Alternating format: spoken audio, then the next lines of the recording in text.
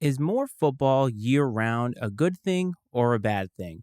We'll break it down just without Coach this week on Iceman and Coach.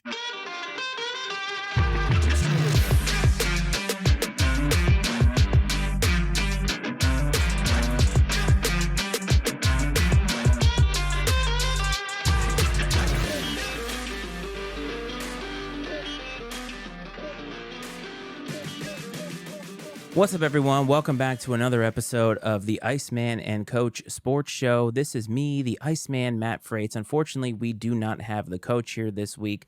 Hey, you know what? We're human beings. Things happen. He is a family man. We've done this before, and he's not going to be able to join us for the next couple of weeks. But don't let that discourage you, because it will not mean that it's going to be less of a product from us here at Iceman and Coach.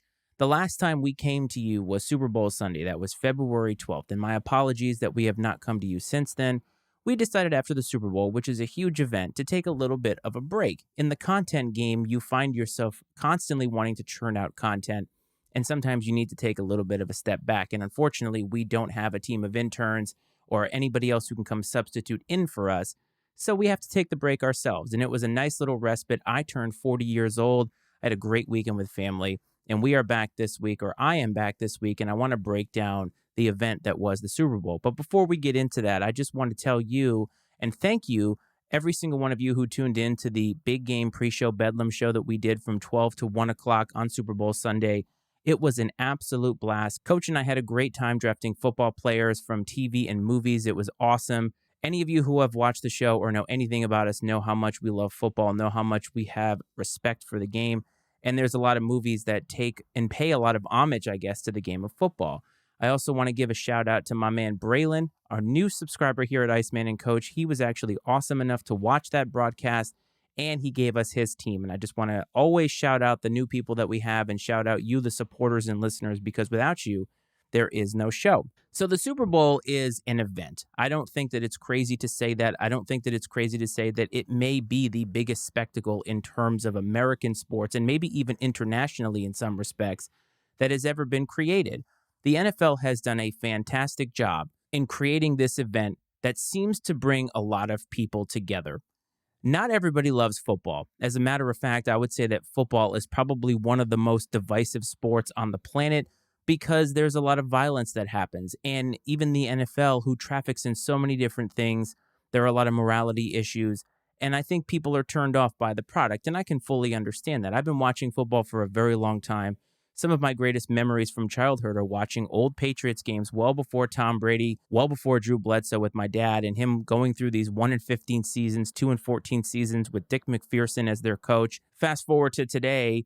The last 20-something years, the Patriots have been great. They have had a lot of success. We've seen a lot of Super Bowls, and those memories stick with me. All those times on the couch, all the superstitions that we had, changing seats, wearing different shirts, watching the game on another channel, you name it. We did everything to try to make it more successful for the Patriots. But now I think today, football is so much more of a global sport. I think it has a little bit more of a global appeal. At least that's what the NFL is trying to do. They're trying to move teams to Jacksonville. They're having games in Germany. So the NFL is trying to expand very similarly to the way that the NBA expanded to China. And I think they've done a great job of making it at least more appealing in that way. But the Super Bowl has always been appealing. I think if I give the NFL a little bit of credit, it's the fact that they have managed to do what many things can't do on a consistent basis, and that's marry pop culture and football or sport here in the U.S. And I think that when you look at the overall product of the Super Bowl, it's taking a game that everybody loves. So obviously all the sports fans are going to watch the game. Many people are going to go to Super Bowl parties, so it is a reason for us to gather and commune. It's a great excuse to have good food, to drink good beer, whatever it is that you do on the Super Bowl. And then the halftime show is something that is polarizing many years, or at least people gravitate toward it. It's magnetic because usually it is a superstar or many superstars that have sort of transcended pop culture and music. And then some of us even love the commercials. Now, I have to admit that the commercials have taken a little bit of a dive over the last few years. I don't find them to be as compelling as they used to be. There are obvious hits, there are obvious duds, and then there are some that are kind of not memorable. And I remember way back in the day, the commercials used to be almost all memorable. And maybe I just think of it through rose-colored glasses. But lately, there haven't been many. But the Super Bowl itself, I thought, was really, really great. I think that in today's world with social media and everything, people want to be critical. and people are going to find something to be critical about. And I thought from start to finish, the game was excellent. I thought the festivities were excellent. And at the end of the year, it was a great football season. And I think that we were given a great event to have the season go out on. Now, I want to touch on a few things, and then we're going to get to the game. First of all, the national anthem. Now, the national anthem is a polarizing thing in this country because there are many people who feel as if our country's patriotism is tied to that song, and sport has had the precedent set that we are going to perform the national anthem at the beginning of every single game. And say what you will about whether we should or shouldn't. It is what it is at this point, and we are doing that. But I think sometimes when you talk about the Super Bowl, we need to find the right person to do the national anthem. And many times it's artists that I've never heard of. Sometimes they are. And there is a prop bet that goes around about how long is it going to take? Is it going to be over a certain plus or minus? And this year, Chris Stapleton did the national anthem. He is somebody that I very much enjoy musically. I think he has transcended in country music. I know that he has lumped into country music. He has some songs that kind of embody that quintessential country sound. But for the most part, he is doing things that no country musician is doing right now. His version of the national anthem was spot on in many ways. It was simple, but it was also unique to him.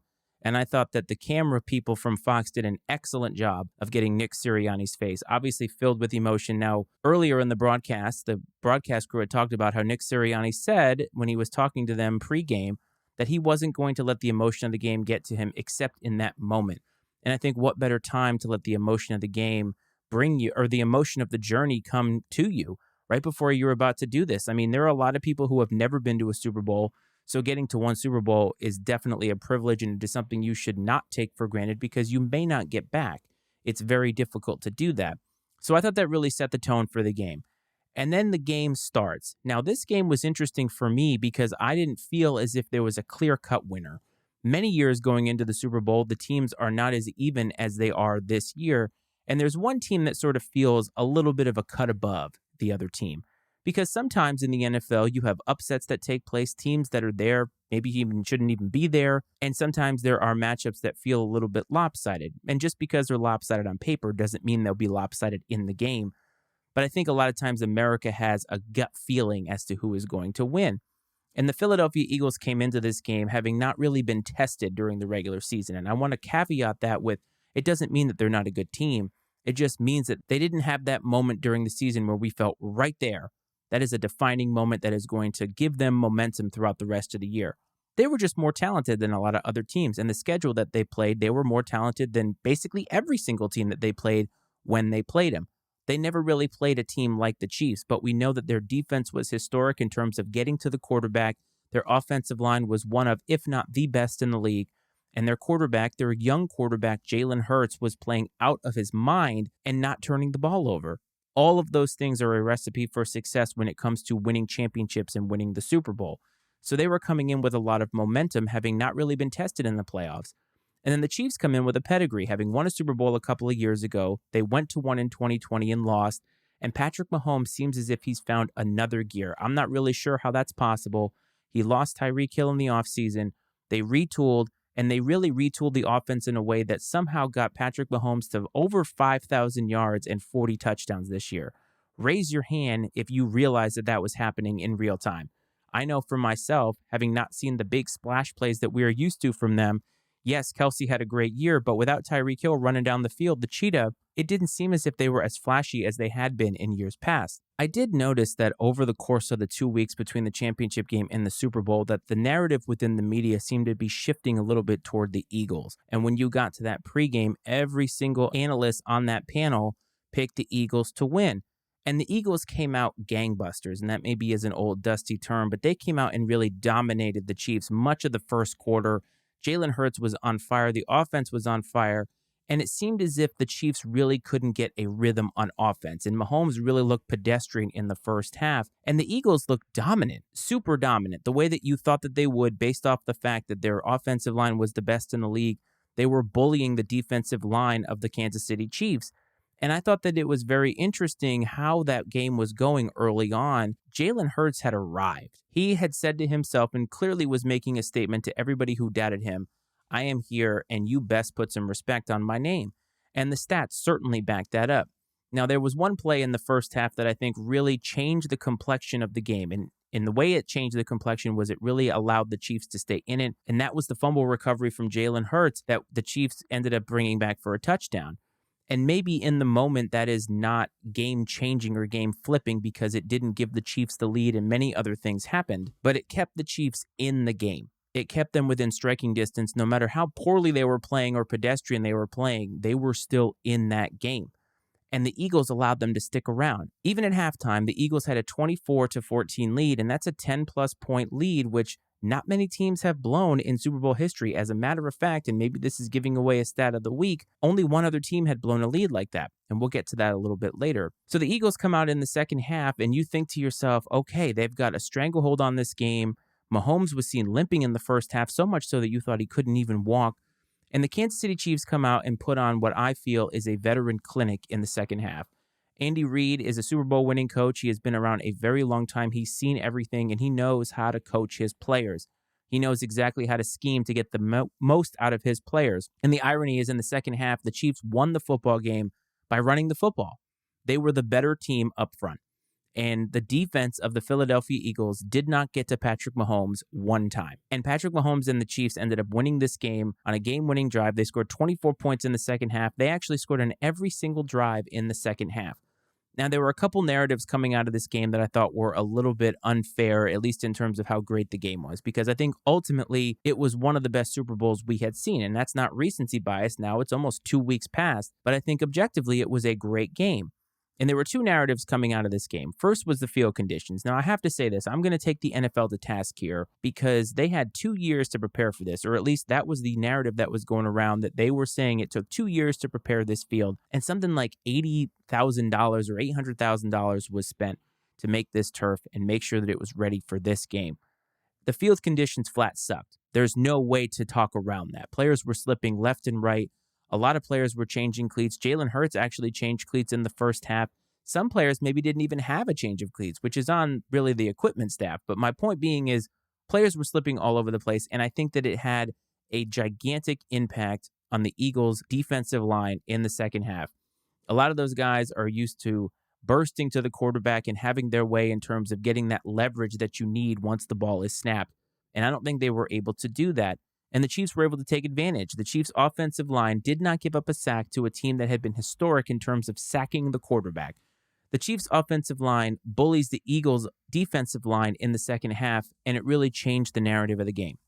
The conditions of the field is something that you should be able to get right the first time. And I think it is solely on the NFL and whoever else is in charge of getting that field to where it needs to be. It's unacceptable to have that. That was not really the narrative I think that most people were honing in on, although it was a narrative that was talked about. The one everybody was focused on was the referee. Interestingly enough, 98% of the game, the referees did their job. They let the players play. They called penalties that were obvious, of course, but they really did not call a lot of penalties in this game. And I think the way that they officiated the game for much of the game, like 98% of the game, I think it was consistent. And that's really what you want out of refereeing, isn't you want consistency. And then on the last drive, the flag comes flying, and it's on an incomplete pass that Mahomes threw basically out of bounds, and the call is defensive holding on the Eagles. Now, this goes back to our discussion that we had, or I had with Coach, about the late hit on Patrick Mahomes in the AFC Championship game. That was a lot more egregious than this call. This call, by technicality, was a hold. The thing about it that really bothers me is it was not consistent with how the game had been called up until that point.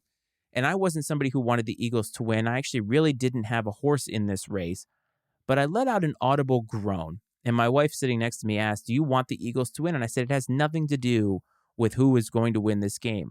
The sucky part from a viewer perspective, somebody who loves football, is the fact that that call right there deprived us of seeing the Eagles get the ball with enough time left to do something, maybe even win the game, tie the game, whatever. And with a game that had been so great up until that point, with both teams punching each other, it was basically like a heavyweight fight where one guy had him on the ropes and the other guy comes back and forth, back and forth. And the team, the Eagles, deserved the chance to be able to come back and cement their legacy as Super Bowl champions. And that call, well, again, technically right, it really left a sour taste in my mouth, because the narrative of a game of that magnitude should never be about the referees. And I think the way that they officiated the game was consistent until that moment. And you don't want to see that. Ultimately, in the end, the Chiefs pull out the victory. They get their second Super Bowl under Patrick Mahomes and under Andy Reid, and it cements their legacy. Andy Reid is going into the Hall of Fame one day. Patrick Mahomes probably would go into the Hall of Fame today or 5 years from now if he retired today. Now, the question coming out of this for me is not really about the Chiefs. I think the Chiefs' window may be shorter than people think, but it may be as long as Patrick Mahomes' career because they've gone by that period where your quarterback now needs to get paid. He's already getting paid, and they're going to restructure that to make it work. They are going to lose Kelsey at some point because he is a little bit longer in the tooth than people realize. But clearly this year showed me that they can call a different offensive scheme to maximize and get the most benefit out of the players that they have on the field, and that's what you want. The Eagles, I think there are a few more questions. I don't think that there's questions about Jalen Hurts because I think that he arrived in this game, and I think that his potential is very, very high. I think that Jalen Hurts' ceiling is 100% married to the idea of having the right scheme and the right personnel. And I'm not sure that they can do that consistently over the course of time because Jalen Hurts is going to get paid and they have a lot of free agents on the books. And I think that this window of the Eagles may not be as long as people think. It may be very similar to the way that the Eagles were when they won the Super Bowl with Nick Foles, but I think that they are more stable at quarterback. And that's the hard part sometimes, is that stability at quarterback. How they fill the gaps around the quarterback will be interesting to see. And I don't know what their cap situation is, but they're going to have to draft well. They're going to have to make hits in free agency, and they're going to have to pay Jalen Hurts. All of that is very, very difficult to do. But in the end, I think that they are a smart organization. They have been very aggressive. And now that they know that they have their guy at quarterback, I think they know what they can do for the future. And that actually brings me to a narrative coming out of this week that is sort of related to the Kansas City Chiefs because one of their coaches, Eric Bienemy, has been in the news for the last few years in the offseason because of his inability to get a head coaching gig. And I find all of this very, very fascinating because we have seen guys who are really crappy at their job. And let's think Adam Gase, Nathaniel Hackett, guys like that, who are constantly given second chances in the NFL. Eric Bienemy is coming out of this game now a two-time Super Bowl champion. And he is coming out with currency, as Cleve would say. And I think that that's fair to say that. And my question is, what is happening in between the lines, whether it's in an interview, whether it's in the way people talk about you behind your back, what is happening that is preventing Eric Bienemy from getting a head coaching gig? Now, the news coming out this week is Eric Bienemy was named the offensive coordinator for the Washington Commanders. But I think there's a few things about this that are just below the surface that are interesting to talk about. Number one, taking a lateral offensive coordinator position when he is a two-time Super Bowl champion and going to a team like the Commanders, who really are a terribly run organization. And no offense if you're listening and you're a Commanders fan, but no good. And then, of course, there's the idea and the fact that he is now being named the assistant head coach. And what does that mean exactly, the assistant head coach? I mean, obviously, intuitively, it means that he is second in charge. But it's almost as if they're giving him like a pity head coaching job in a way. And my question is why? Is Eric Bienemy really not the reason why they were that good? Is he not the reason why Patrick Mahomes was that good? Was Andy Reid really calling the plays? Was Andy Reid really making the schemes? I actually don't know. LaShawn McCoy has been in the news and all over social media talking about how he's not a great coach. He's not a leader of men. And that's something that Jeff Saturday said that he was. I can lead men to one win, by the way. But what is it about Eric Bienemy that is not translating to a head coaching gig? Even if he's not a player's coach, look at all the coaches that have been successful that have not been players' coaches. Bill Parcells, namely. Even Jimmy Johnson wasn't a player's coach when he was in his heyday. And so why can't he get an opportunity? To me, him taking this position and having to be caveated in his contract that you're an assistant head coach is really an indictment on the NFL. It's an indictment on the fact that for some reason, black head coaches, even though they are at a disproportionate rate to white head coaches, and I'm talking about all over the league, Eric Bienemy should be getting a head coaching job, and he should have gotten it last week. What's it going to take? So 2 Super Bowls isn't enough. So what is he going to have to do? Win a Super Bowl with the Commanders? Will that be enough? It seems to me, though, that maybe the unspoken narrative here is that Ron Rivera is on a very, very short leash. And if the Commanders start, let's say, 1-3, goodbye, Ron Rivera, and hello, Eric Bienemy. The crappy part about that, though, is they should have just given it to him outright. If they wanted to make him the head coach, make him the damn head coach. And that goes to any team in the NFL. Eric Bienemy should have been a head coach by now. He has 2 Super Bowl rings that he was an integral part of. He's calling plays. He's the offensive coordinator with Patrick Mahomes. And maybe that's part of the issue. Maybe the issue is that he is flanked by Andy Reid, who is a Hall of Fame coach, and Patrick Mahomes, who is like a generational talent, an all-time talent. And maybe people can't decipher whether it's actually Eric Bienemy. But it's got to be some of him, doesn't it? And for some reason, the hiring process in the NFL is completely incapable of giving him that rub. And it bothers me. And he has to take this job, and it feels like a pity hire. And he's got to go and prove himself. And for what? For what? He has 2 Super Bowls. What the hell does he have to prove? It just really grinds my gears, as you can tell. So the NFL season is over. Football is over. At least professional football that we are used to is over. This week, Coach and I, we're going to get into some college basketball, and we're going to try to transition to some of these sports that bridge the gap between the Super Bowl and opening day of the NFL in September. But with him not here, I do want to talk about the XFL a little bit, because people probably said, what do you mean no football? We have the XFL and the USFL. And I want to dive a little bit into that because I think it's worth noting. I think that the NFL having a little bit of a competition isn't a bad thing. But if you're sitting here thinking that the XFL and the USFL are going to be real competition to the NFL, you're delusional. There's no way that it's going to happen. It's very similar in my mind to WWE and AEW. I think AEW is the closest thing that's going to come to being WCW back in the day. They're not going to threaten WWE's revenue. They're not going to threaten their position in the hierarchy.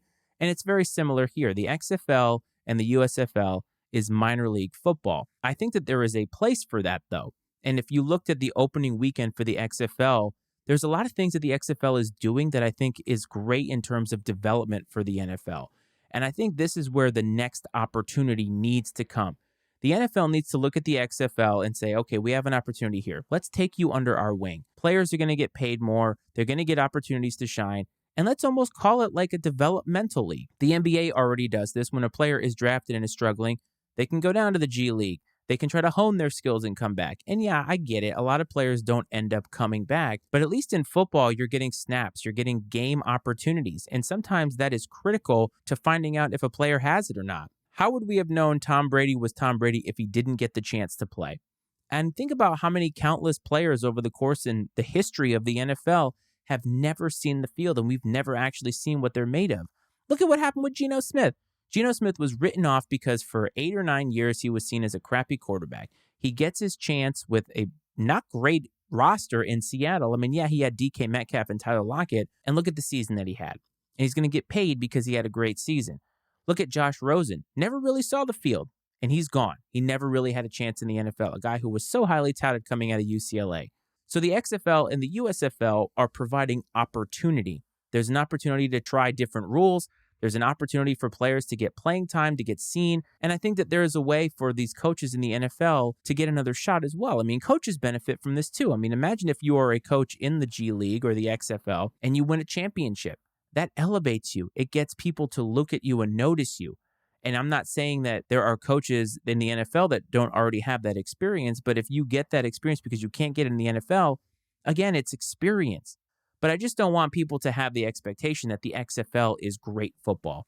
Was it entertaining this weekend? Yes, because I love the kickoff rule. I love the onside rule. I love the fact that we're taking the kickers out of the game completely.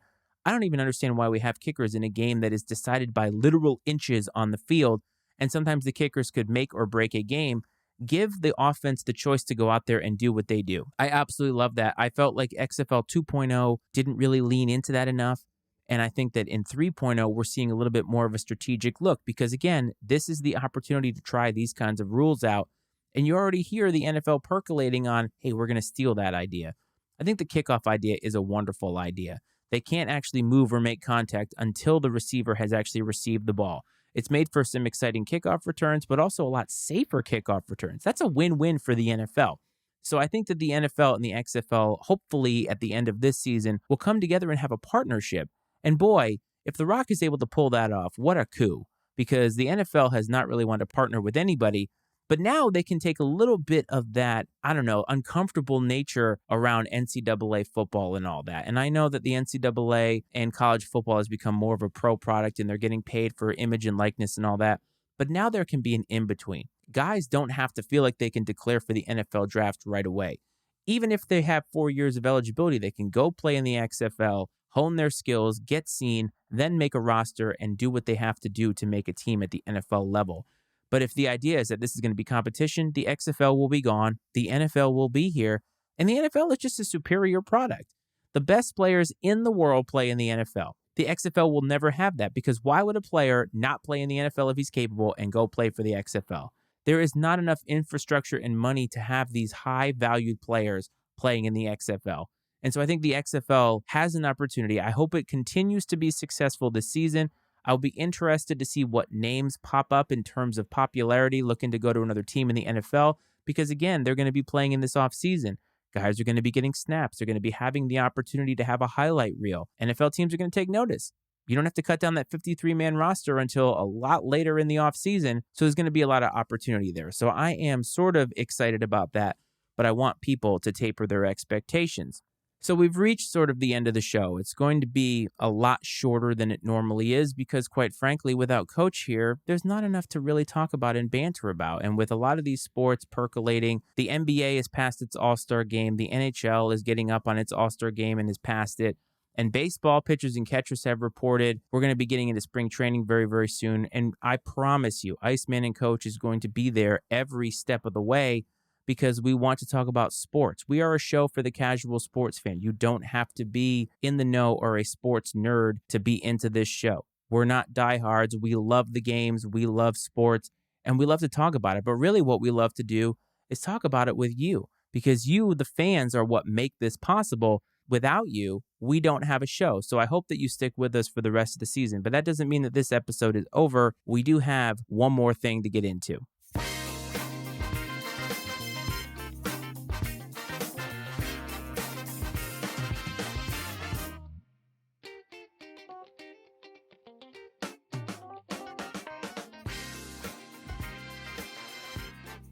Iceman's Stat of the Week. Every single week, we like to do something called Of the Week, OTW. This week, we're going to do Iceman's Stat of the Week. So earlier in the broadcast, I talked about how there were two teams that had blown a 10-plus point lead at halftime of the Super Bowl, and one of them was the Philadelphia Eagles. And this is not great company to be in.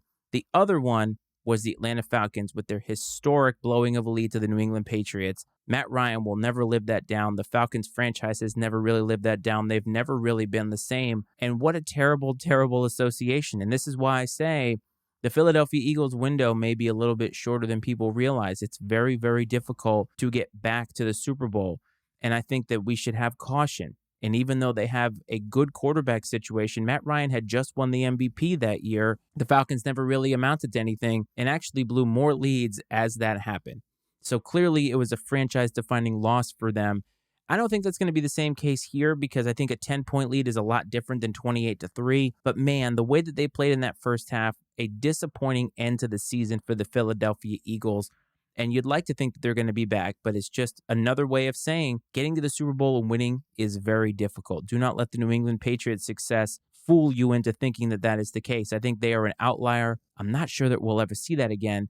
But now there are two teams who have blown a 10-plus point lead at halftime, the Philadelphia Eagles of this year and the Atlanta Falcons after 28-3. So that is my stat of the week this week.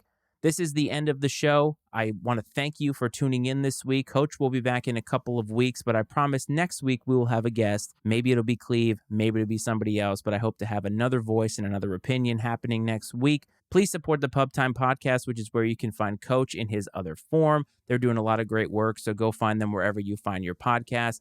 Please visit the Matty Ice Media Network website, mattyicemedia.com, to support this show, Political Football, my other podcast called Fire Footwear. Any sneaker lovers out there, you definitely want to check that out. And I hope that this finds you well. I hope that this finds you safe. And I hope that next week we can have a little bit more fun than we had this week. But take care, everybody. This is Iceman and Coach.